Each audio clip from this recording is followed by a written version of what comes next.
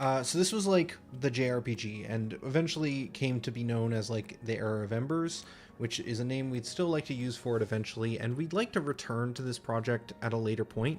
But this pitch was meant to be like a full-scale, like massive RPG experience, something akin to a like Final Fantasy, and that scope was just like a little too large for like a first game. As much as I was enjoying building out all the systems and like getting a lot of this stuff functional, and we made a lot of progress honestly towards having like the whole system operational, it just, the amount of content that we were going to need to finish this was going to be too much. So we wanted to try and bring it down a level and try and do something in a bit of a smaller scope. But yeah, so this is where this was at. If we take a look at here, we had also done some like further advanced stuff on like the AI, tracking and stuff. I'm not sure if any of that was like recorded. I'm not sure where we last left off. I think if I remember correctly, the last live video we had done was for like perspective camera stuff that we were playing with. So like this stuff may have been on stream and I'm just not remembering fully, but I still wanted to kind of start here as like a bit of a context of like, you know, we wanted to do a bit of a dungeon crawler, we wanted to do like full worlds and like exploring entire environments. But like it's important to note like a lot of this stuff is like still the basis of what we're moving forward with the new stuff, the new title development. And we're like trying to build off of this architecture, and with the intent that everything we build could be used to bring back to this system as well. We'd like to keep this as like the eventual goal to come back to a full kind of more long form travel log type JRPG in the future. And like we liked this kind of pixel combat system. This was feeling pretty good. We had kind of moved to like this perspective camera, which I think this was literally the last stream. Was kind of just showing off some of this progression to like doing more of a 3D environment with billboards. And a lot of this led into like where we went next. I think this one here, yeah, it's just a more textured version of the environment. So again, what we were just showing a moment ago, but now with a little bit more art. Spent a long time building like modeling kind of exporting software so that we could like bring the level into like Blender and then like export the entire environment as like one mesh to reduce like poly counts and stuff. But this ended up, you know, kind of being kind of where we left this. This is like the final steps where Era of Ember kind of stayed before we shifted gears. So we've kind of moved on to this other project, which is supposed to be smaller scope, but I'm real bad about kind of building up scope creep over time. So I don't know. This may end up being big, but it'll never be as big as Era of Embers, I don't think. Because that first version was really meant to be a colossal game. So let's move forward. So one of the things I want to see was this is kind of where we started moving towards. We started moving towards like kind of tile-based movements. A lot of the stuff we were showing before was a lot of like free roam physics with a lot of, I don't want to say sliding, but it was definitely more difficult to control. But I started to wanting to move towards something that was more tile-based because it would limit the gameplay in order to try and reduce the scope. It meant that I had to build like a tile movement system, which definitely was more work. But I think in the long term, it will make things simpler. We also looked at using some art assets to kind of build out like some like Unity Asset Store to try and like figure out the abilities. Amorphous with the 10 gifted subs. I appreciate you very much, especially considering you're saying you're having trouble watching the stream. And there's not a whole lot of people actually here. So I'm curious, I guess that's just going backwards to the last few people who checked in on the channel. So you may have just pinged a bunch of people. Let's play this again. So here we're kind of trying to show off the, we're trying to show off like the ability stuff. So I had spent a long time trying to build out a system that was like really elaborate to allow for like really complicated like combinations of like skill usage. So here we have like a couple of different abilities, and the abilities are actually based off the weapon you have in this prototype. This prototype was trying to test out this idea of like, well, what if the enemies dropped weapons? And there's a little bit of this idea of like weapon durability that we were kind of playing with as well. And each of the different abilities would like kind of decide like your playstyle a little bit. And so this was meant to be more of a like fast-paced experience, like tile-based movement, but we were trying to nail something that was like very like, how do I plan out dealing with a whole bunch of enemies all coming to surround me at the same time? And this worked, as you can see, for the most part with melee enemies, but as soon as you get into a lot more of the like ranged combatants, it's this prototype started to fall apart. Let's move on. So after this, I think we got two more. We got two more subscriber notifications, and we will be good.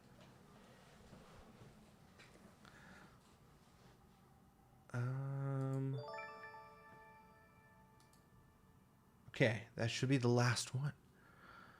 How do I segue into this? So this was working, but it was like kind of like, honestly, the big inspiration here, which it like was that I saw that Etrian Odyssey HD, which is a game from like I think the GBA era, but like there was a Steam release kind of remaster rebuild of it, and I played through that, and I really enjoyed like the dungeon crawl experience.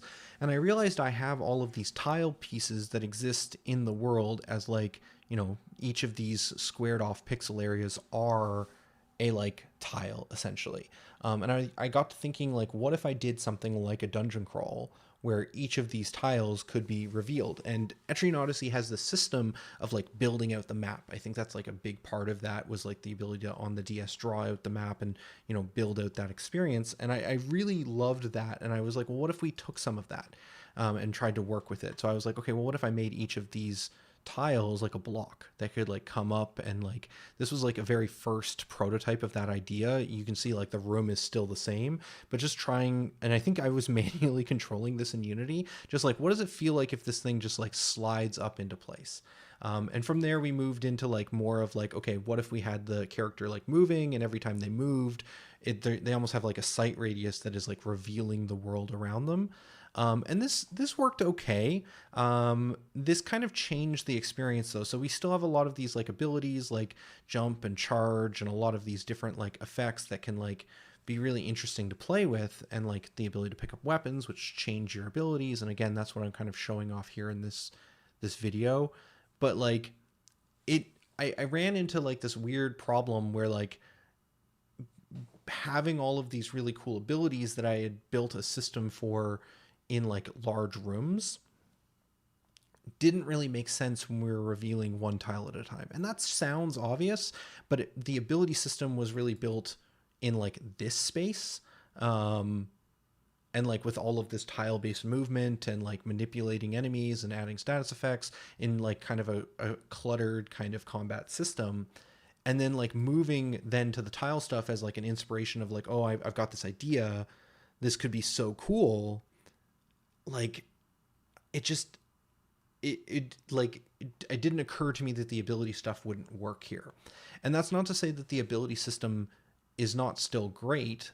It's just a little more clunky and doesn't really feel like it fits the same way.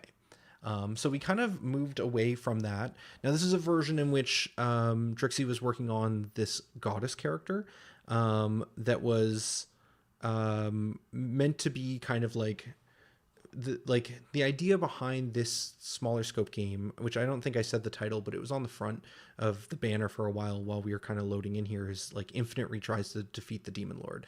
And it's like, what if you took like the idea of like an isekai anime and you turned it into a video game, a little bit of the snake eating its own tail. So like you are the hero summoned to this world to defeat the demon lord, And it's kind of got a bit of a roguelike thing, but also kind of a bit of a Majora's Mask thing. Honestly, that hasn't fully settled, but there's some neat systems and some neat mechanics that I've still been prototyping with, that I'm liking. So in this version here, this is the goddess's avatar that Trixie's been working on. And so like we had that before we had our like hero character. But in this, so that's the explanation of the avatar. We've also got these like void bat characters, which I think are pretty neat.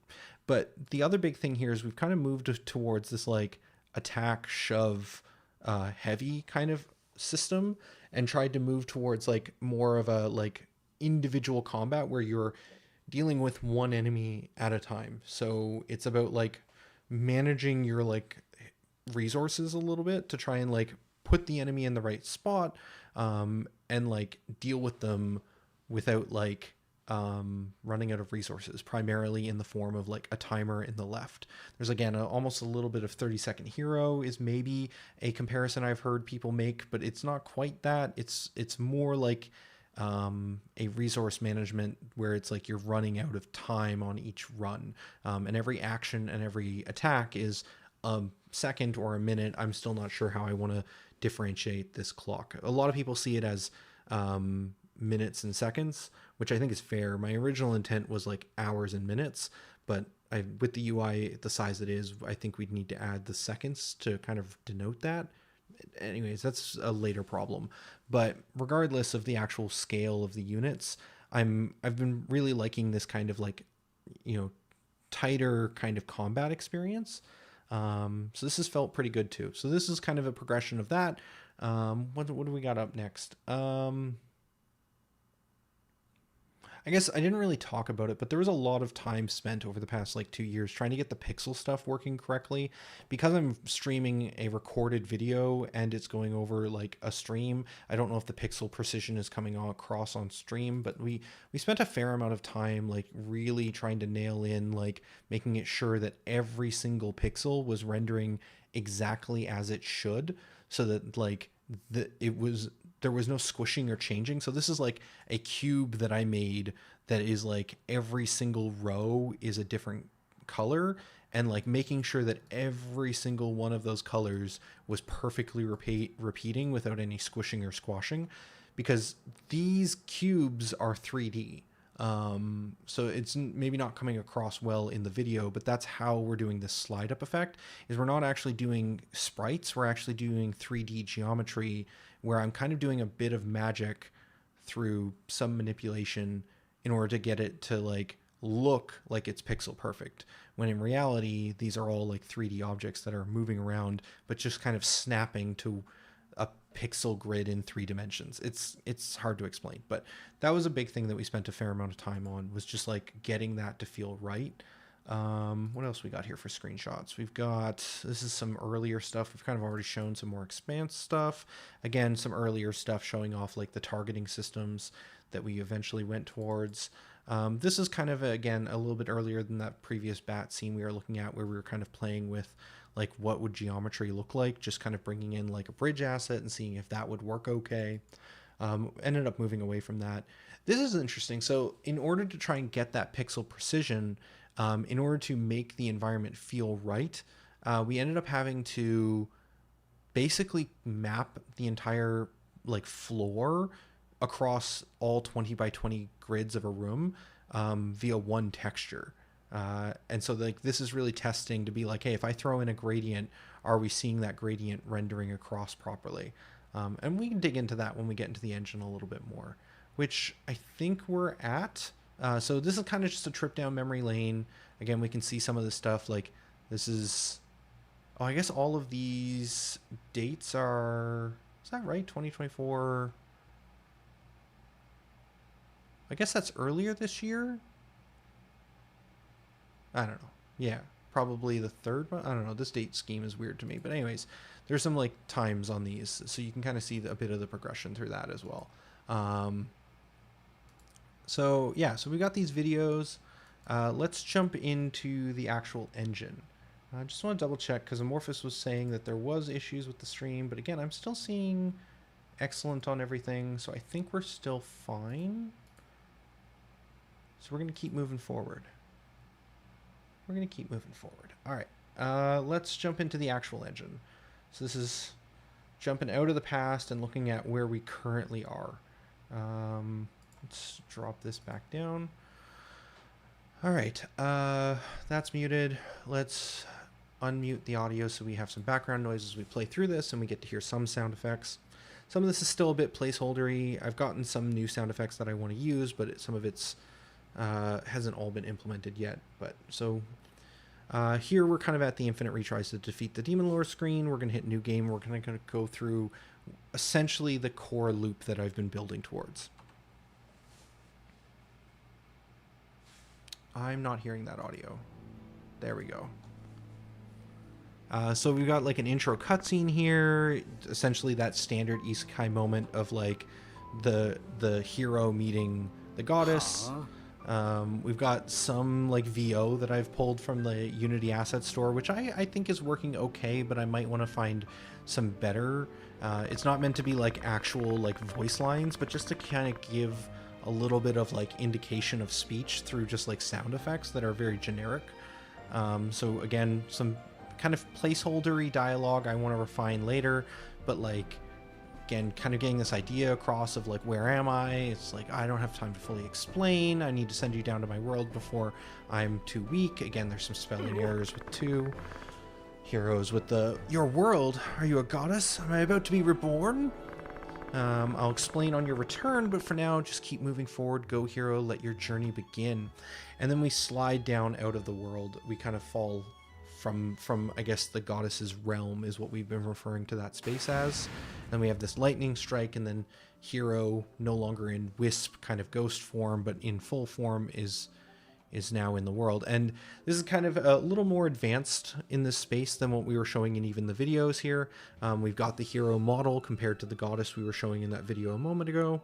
And we're kind of showing a little bit of the billboarding. I'm going to switch over to the scene and kind of just walk a little bit through how this is actually set up. So this is fully laid out in 3 dimensions.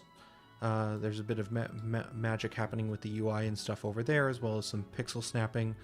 But this is all happening in a way that, like, this is, if we bring it full screen, I guess that is as big as we're going to get at this scale, but this thing here is, like, pretty pixel perfect.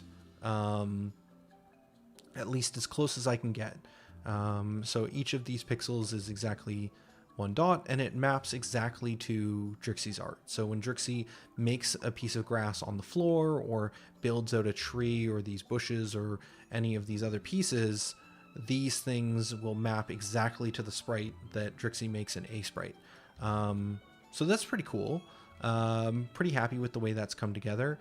There is some snapping going on with some of the animation stuff. There's still bugs. This is still very much in kind of a prototypey, or at least early vertical slice kind of stage, but I'm hoping to get closer to content. This is some environments that I've been building out for like the next space.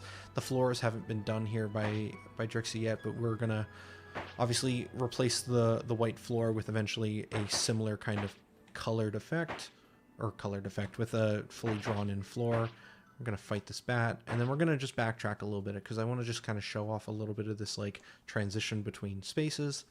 One of the things that I was finding really difficult when we were working on the kind of full JRPG experience was that, like, when I was showing those videos of like walking around like free physics, no longer on tiles, it was like pixels started to look a little weird when the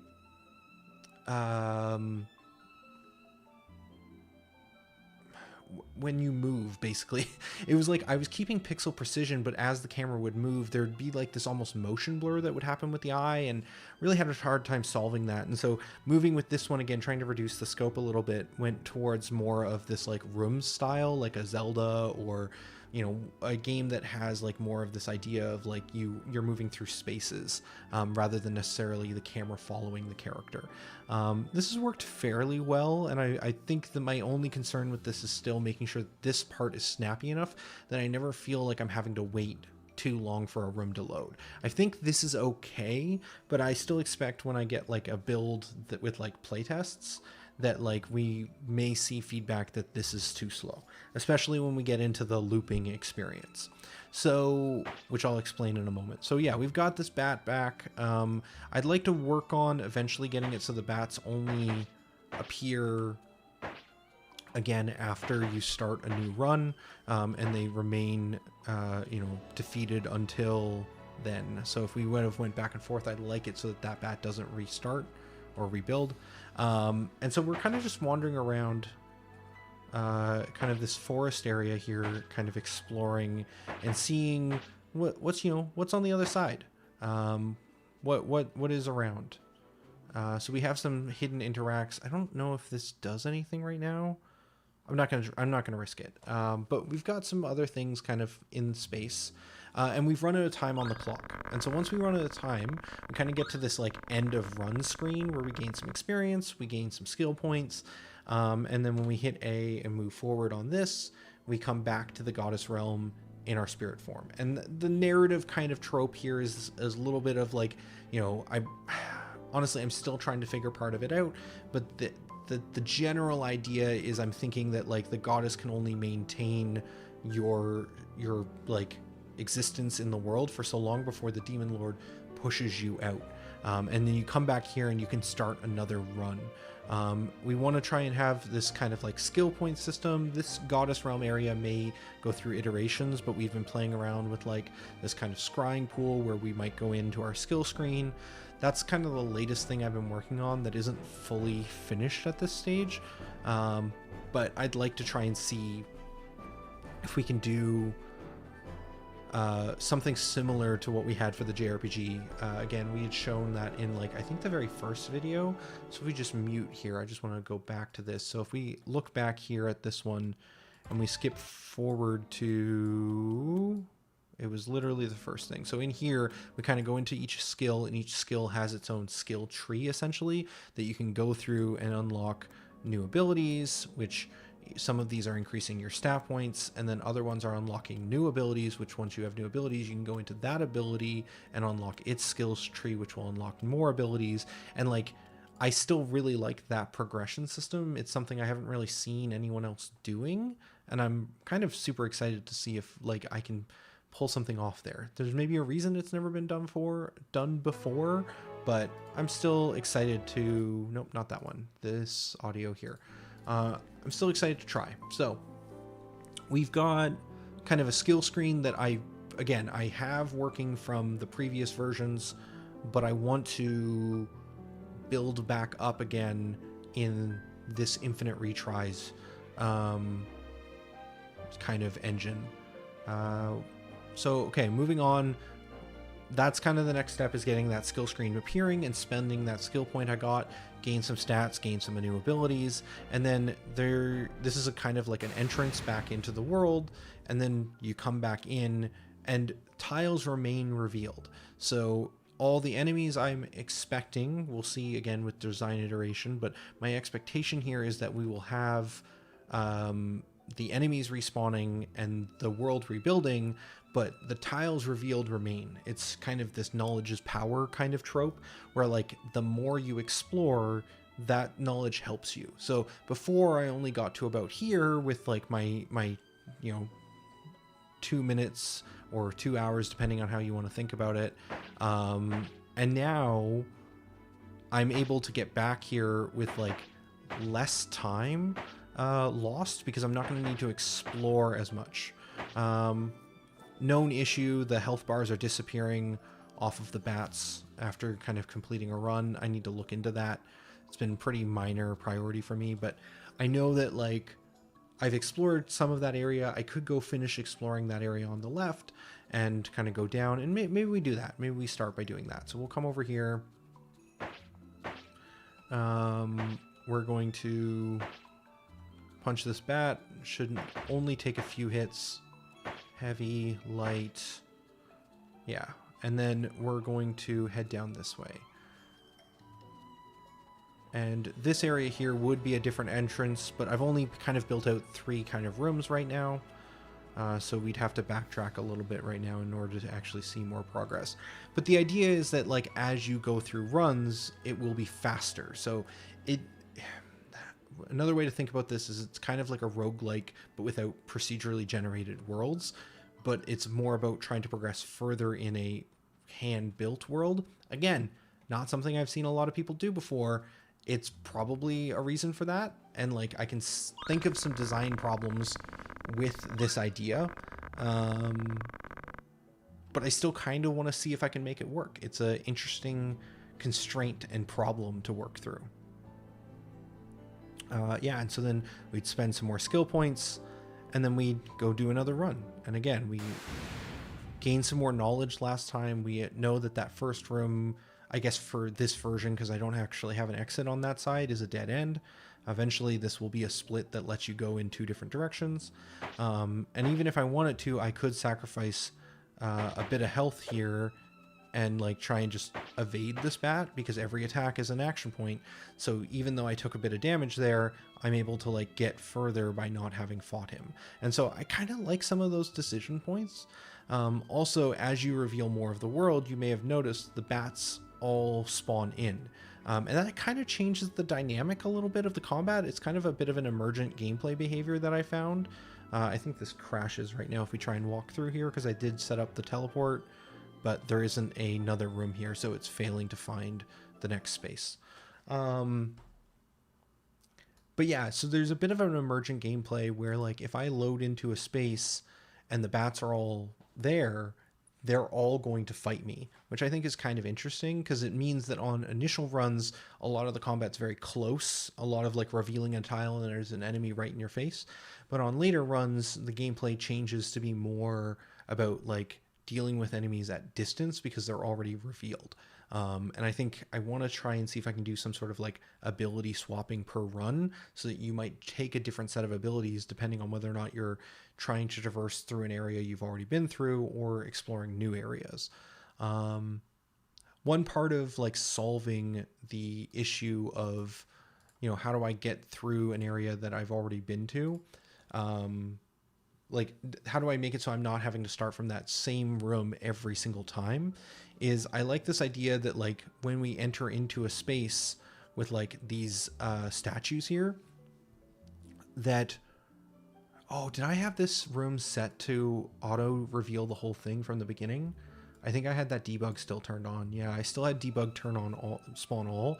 So this one was supposed to be empty and you slowly reveal it as well, but anyways, the point is that I want to have like areas where you'll find these goddess statues, and those will become checkpoints. So when you start a new run, you'll be able to say, do I want to start at the beginning or do I want to start midway through? And I don't want to get too deep into it, but there will be reasons for revisiting old areas and going back to previous checkpoints.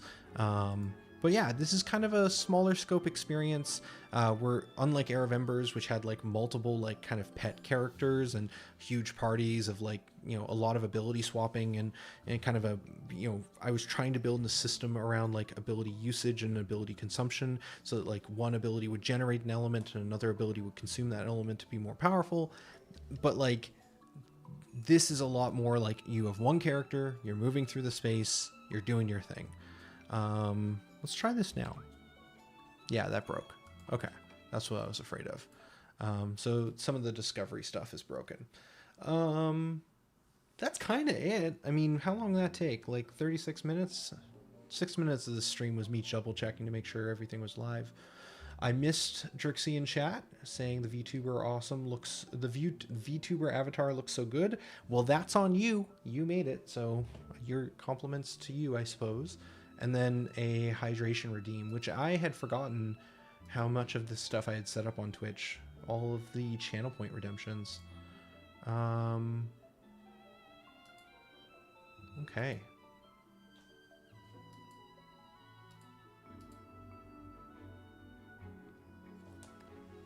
Okay, all of that is working too.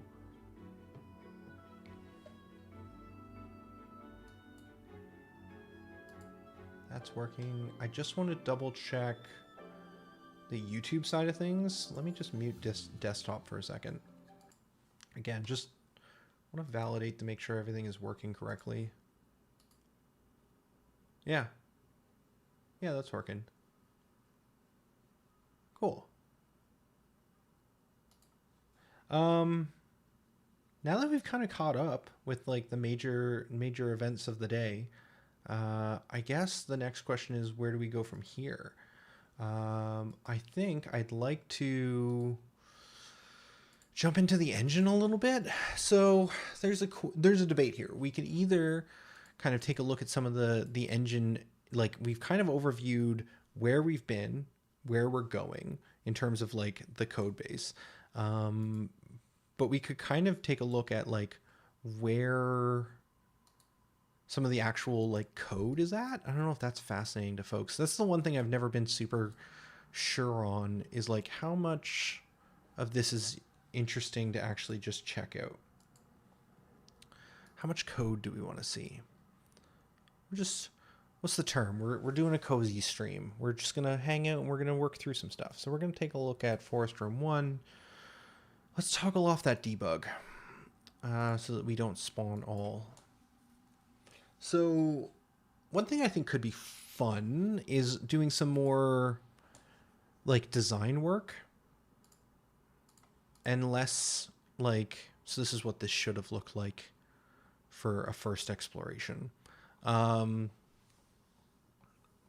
We could do some design building, like engineering and coding some stuff is definitely something we could do. Oh, I can't walk here. Why can't I walk here? Is there an object on this space, but it's not rendering? There is. There's a tree here. Tree 60, number 1, 60 being the height of it, does not exist. Is it missing its sprite? It is. Okay, let's fix that. Okay, so some of this was also not looking correct in this version. I wonder why that broke.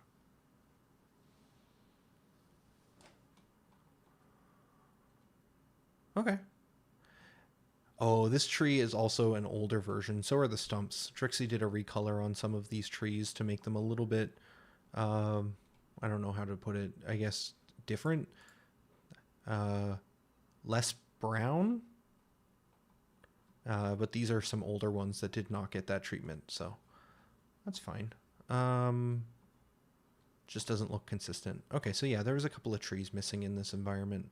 I didn't even notice. Yeah, so let's build out